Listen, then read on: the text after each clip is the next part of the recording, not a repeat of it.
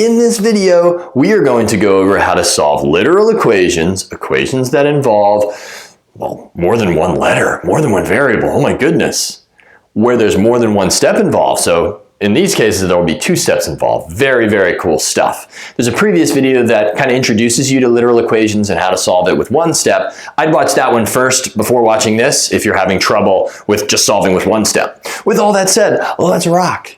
We are asked to solve for W for the equation P equals 2 times L plus 2 times W. And you might recognize that formula.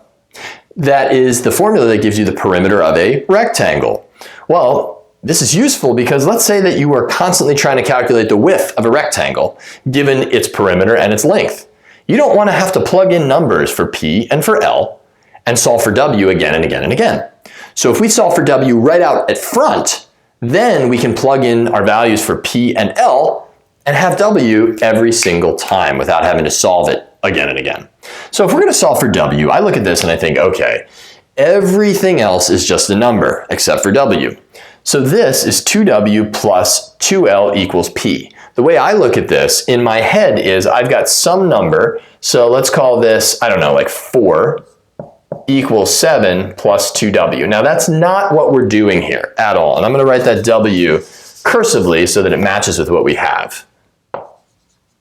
So I know that this is not equal to that, but that's how my brain's looking at it. So I want to undo plus 7.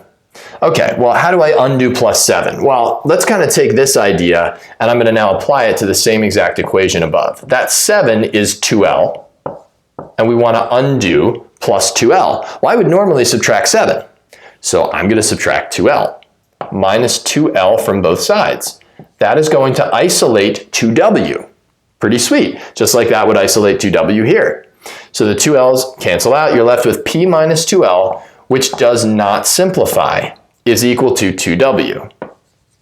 Now in this equation, we would have had -3, it would have simplified, but since these are two different numbers, they won't simplify. Now here's the key. Don't worry about that expression. It's gross looking, I get it. Don't worry about it. It's one big number. You've got a number equal to 2 times W. Your goal is to isolate W. And how do we undo 2 times W? We divide by 2. So we're going to divide both sides by 2, the whole number by 2, and again, our goal is reached. W is isolated, and it is equal to P minus 2L over 2. So I get the scariness of what's going on this side of the equation, but remember, when you're solving equations, regardless of the type, your goal is to isolate the variable that you are targeting, and in this case, it's W. Getting too caught up in what's going on the other side of the equation can give you the jitters or even affect you negatively and have you do some weird math. Focus on isolating the variable you're asked to isolate. We'll do that again here. Solve for B in A equals 1/2 times B times H. That formula you might recognize as the area formula for a triangle. So how do we get B alone? We need to undo what's being done to B. So the first thing I notice that's being done to B is we're multiplying by 1/2. To undo multiplication by a fraction, we multiply by the reciprocal, which is just 2. So I'm going to multiply both sides of the equation by 2 to undo multiplication by 1/2. And sure enough, they divide out, leaving us with B times H on the right side and 2 times A on the left side. Again, don't worry about what's going on the left side of the equation. Focus only on isolating what you want to isolate. B. What's being done to B still?